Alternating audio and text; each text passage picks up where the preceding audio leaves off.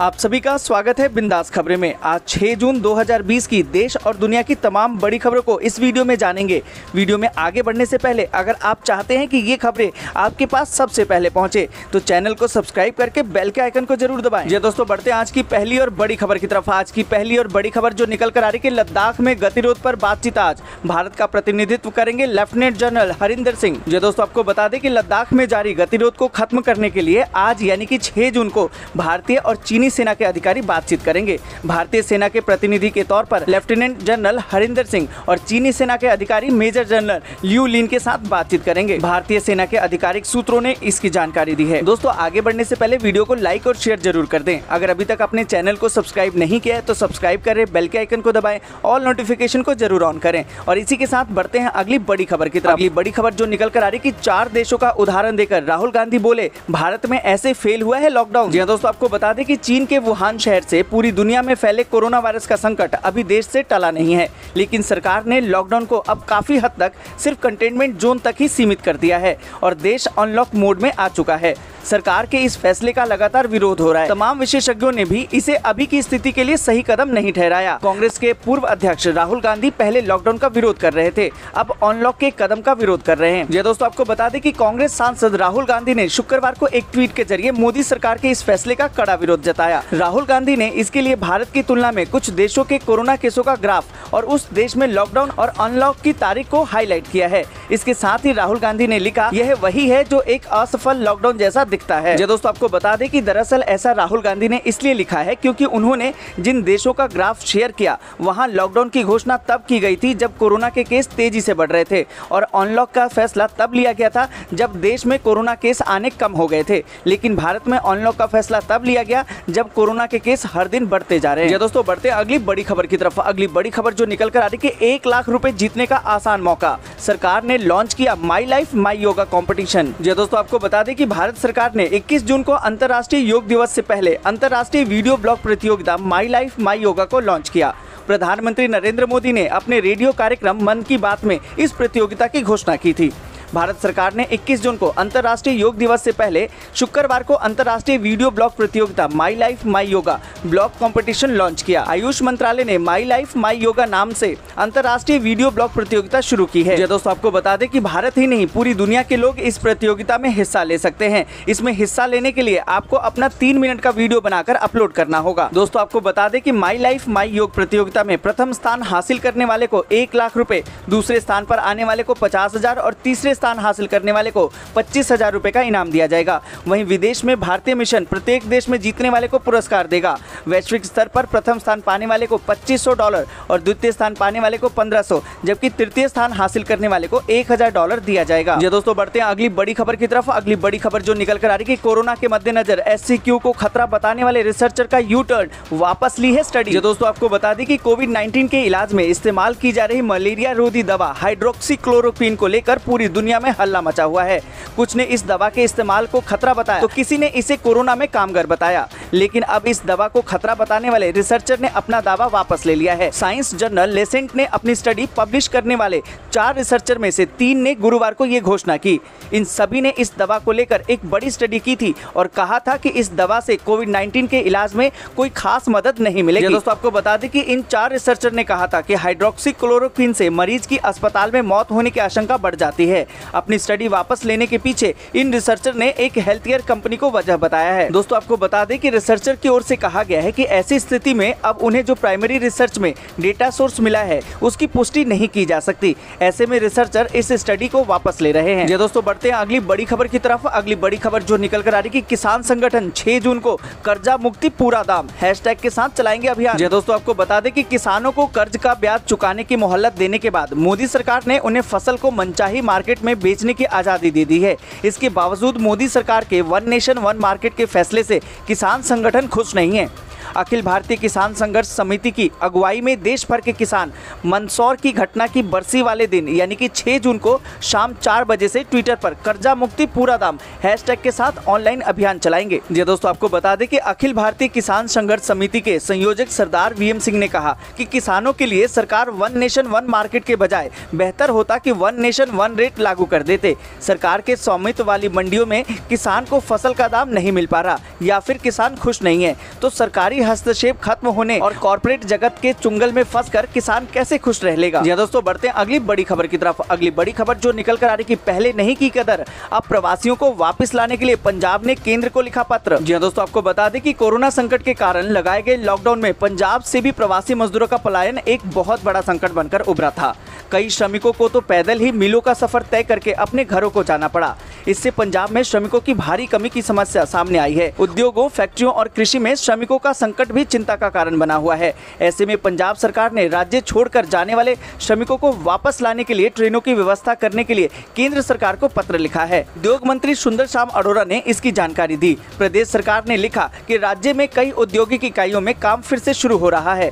मंत्री ने कहा कि राज्य सरकार ने बैंक कर्मियों को पंजाब लाने के लिए भी बसें भेजी थी। जी हाँ दोस्तों, बढ़ते अगली बड़ी खबर की तरफ। अगली बड़ी खबर जो निकल कर आ रही कि कोरोना वायरस का जल्द मिल सकेगा इलाज, दवा का दूसरा परीक्षण शुरू। जी हाँ दोस्तों, आपको बता दें कि कोरोना वायरस के इलाज की दवा जल्द आ सकती है। दवा बनाने वाली कंपनी सन फार्मास्यूटिकल्स इंडस्ट्री ने कोविड-19 मरीजों के इलाज के लिए पौधे से बनी दवाई AQCH के असर का पता लगाना शुरू कर दिया है। इस समय दवाई को लेकर दूसरे चरण का क्लिनिकल ट्रायल चल रहा है। जी दोस्तों, आपको बता दें कि सन फार्मा के मुताबिक कंपनी को ड्रग कंट्रोलर से इस साल अप्रैल में पौधे से मिली सामग्री से तैयार दवा के लिए क्लिनिकल ट्रायल की इजाजत मिल गई है। दोस्तों, आपको बता दें कि कंपनी के मुताबिक क्लिनिक टेस्ट देश के 12 केंद्रों पर 210 मरीजों के बीच किया जाएगा। इसमें मरीजों के लिए इलाज का समय 10 दिन होगा। क्लिनिकल टेस्ट का नतीजा अक्टूबर 2020 तक आने की उम्मीद है। दोस्तों, बढ़ते हैं अगली बड़ी खबर की तरफ। अगली बड़ी खबर जो निकल कर आ रही कि इंस्टाग्राम पर फोटो देखकर ऑर्डर करें फूड, जोमेटो और स्विगी से होगी डिलीवरी। ये दोस्तों, आपको बता दें कि इंस्टाग्राम के जरिए जल्द ही आपको पसंदीदा भोजन को ऑर्डर करने का मौका मिलेगा। फेसबुक के स्वामित्व वाले इंस्टाग्राम ने कोरोना वायरस संकट के दौरान भारत में छोटे व्यवसायों का समर्थन करने के लिए online food delivery platform Swiggy और जोमेटो के साथ साझेदारी का ऐलान किया है। जी दोस्तों, आपको बता दें कि फोटो मैसेजिंग ऐप ने भारत में फूड ऑर्डर स्टिकर के रोल आउट की भी घोषणा की, जो फूड इंडस्ट्री के व्यवसायों को अपने ग्राहकों के संपर्क में रहने में मदद करेगा और ग्राहकों को अपने पसंदीदा व्यवसायों को भी समर्थन करने की अनुमति देगा। जी दोस्तों, आपको बता दें कि जोमेटो के CMO ग्रोथ मार्केटिंग संदीप आनंद ने कहा कि इंस्टाग्राम का फूड ऑर्डर स्टिकर न केवल रेस्टोरेंट को अधिक ग्राहकों तक पहुंचाने में मदद करेगा बल्कि उनके व्यवसाय में रेवेन्यू जनरेट करने का नया तरीका भी होगा। जी दोस्तों, बढ़ते हैं अगली बड़ी खबर की तरफ। अगली बड़ी खबर जो निकल कर आ रही कि भाजपा नेत्री के थप्पड़ चप्पल कांड को लेकर कांग्रेस ने CM मनोहर पर साधा निशाना। जी दोस्तों, आपको बता दें कि हरियाणा की सियासत को हवा शुक्रवार को उस वक्त लग गई जब एक सरकारी कर्मचारी को भाजपा नेत्री व टिकटॉक स्टार सोनाली फोगाट ने थप्पड़ जड़ा और चप्पलों से पीट दिया। इसका वीडियो वायरल होने पर कांग्रेस ने अब प्रदेश की भाजपा सरकार पर निशाना साधना शुरू कर दिया है। कांग्रेस प्रवक्ता रणदीप सुरजेवाला ने इस मामले को लेकर मुख्यमंत्री मनोहर को अहंकारी बता दिया और सवाल दाग बैठे। ये दोस्तों, आपको बता दें कि भारतीय राष्ट्रीय कांग्रेस के मुख्य प्रवक्ता व मीडिया प्रभारी रणदीप सिंह सुरजेवाला ने भाजपा नेत्री सोनाली फोगाट के वायरल वीडियो पर भाजपा को आड़े हाथों लेते हुए कहा कि एक अहंकारी मुख्यमंत्री और एक उनकी चहेती भाजपा नेत्री अहंकारी, तानाशाह व तालिबानी सरकार खट्टर साहब चला रहे हैं। सुरजेवाला ने सवाल उठाया कि क्या हरियाणा के सरकारी कर्मचारी अब भाजपा के नेताओं के थप्पड़ खाने के लिए हैं? क्या हरियाणा के सरकारी कर्मचारी को भाजपा के कार्यकर्ता जाकर पीट कर आएंगे?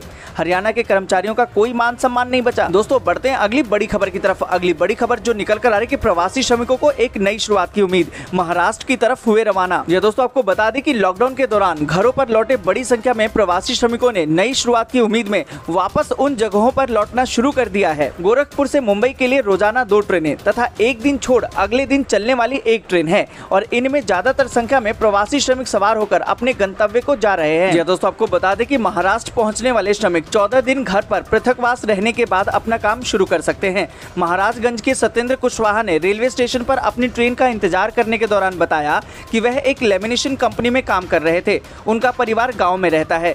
लॉकडाउन के दौरान वह बेरोजगार हो गए थे और उनकी बचत का पैसा भी कम होने लगा था। 1 महीने पहले ही वह अपने गाँव पहुंचे थे। सफर पैदल भी तय किया और ट्रक में बैठकर भी। उन्होंने बताया कि अब उनकी फैक्ट्री के मालिक वापस बुला रहे हैं और उनके कौशल के हिसाब से गाँव में कोई काम नहीं है, इसलिए वह वापस लौट रहे हैं। जी हाँ दोस्तों, बढ़ते हैं अगली बड़ी खबर की तरफ। अगली बड़ी खबर जो निकल कर आ रही है कि 30 जून से पहले निपटा ले पैसों से जुड़े ये सारे काम, वरना होगा नुकसान। दोस्तों आपको बता दें कि बीते 2 महीने के दौरान कोरोना संकट और लॉकडाउन के चलते सरकार ने कई ऐसे फैसले लिए जिसका असर अर्थव्यवस्था पर पड़ेगा। संकट की इस घड़ी में आम आदमी को राहत देने के लिए सरकार ने कई योजनाओं की घोषणाएं भी की, जिससे कि वित्तीय भार कम हो सके। सरकार ने 24 मार्च को लॉकडाउन किया था और लोगों से घरों में रहने और सिर्फ जरूरी काम के लिए ही बाहर निकलने के लिए कहा था।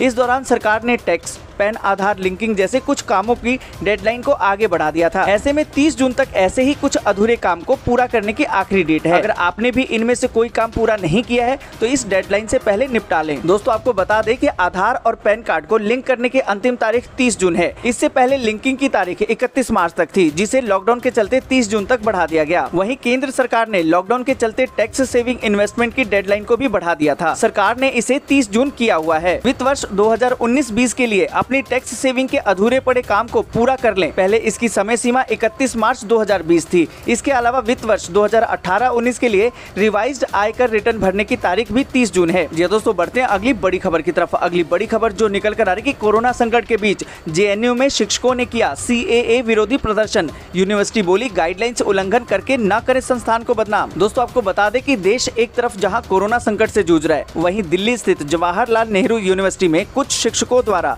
सीएए के विरोध में प्रदर्शन किया गया। यह प्रदर्शन 3 जून को हुआ है, जिस पर यूनिवर्सिटी प्रशासन ने अपील की कि फैकल्टी मेंबर कोरोना वायरस की गाइडलाइंस का उल्लंघन करके यूनिवर्सिटी की इमेज को खराब न करें। नोटिस में कहा गया है कि प्रशासन के नोटिस में आया है कि जेएनयू में कुछ फैकल्टी मेंबर ने 3 जून 2020 को कैंपस में सीएए के खिलाफ विरोध प्रदर्शन किया था।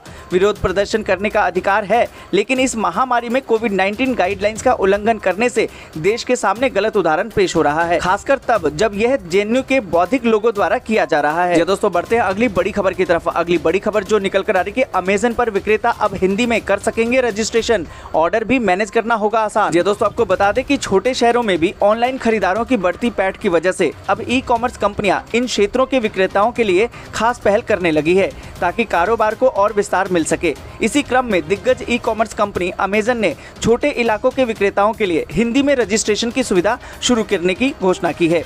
इससे विक्रेताओं को कारोबार में काफी मदद मिलेगी। दोस्तों आपको बता दें कि कंपनी ने एक बयान में कहा कि विक्रेता रजिस्ट्रेशन से लेकर ऑर्डर मैनेजमेंट, पहले के बचे हुए माल के मैनेजमेंट सहित हर तरह के काम हिंदी में कर सकेंगे। अमेज़न के मुताबिक भाषा संबंधी परेशानी दूर होने से छोटे कारोबारी उससे आसानी से जुड़ सकेंगे और बेहतर तरीके से ऑनलाइन कारोबार का मैनेजमेंट कर सकेंगे। दोस्तों आपको बता दें कि कंपनी ने कहा है कि उत्तर प्रदेश, बिहार, महाराष्ट्र, राजस्थान, पंजाब, छत्तीसगढ़, झारखंड, तेलंगाना और हिमाचल प्रदेश में 6 महीने के ट्रायल के दौरान 100 विक्रेताओं ने अपने अकाउंट का मैनेजमेंट करने के लिए हिंदी भाषा को अपनाया है। ये दोस्तों बढ़ते हैं अगली बड़ी खबर की तरफ। अगली बड़ी खबर जो निकल कर आ रही है कि चीन की धमकी, दुश्मन मानने वालों से भारत ने मिलाए हाथ तो रिश्ते होंगे खराब। जी हाँ दोस्तों, आपको बता दें कि चीन ने भारत को आगाह करते हुए कहा है कि वो जल्दबाजी में कोई ऐसा कदम ना उठाए जिससे कि दोनों देशों के बीच में संबंध खराब हो। चीन ने ये बात G7 ग्रुप में शामिल होने के संदर्भ में कही है। चीन ने कहा है कि G7 ग्रुप का हिस्सा बनने में कोई भलाई नहीं है, क्योंकि ये देश चीन को काल्पनिक शत्रु मानकर काम कर रहे हैं।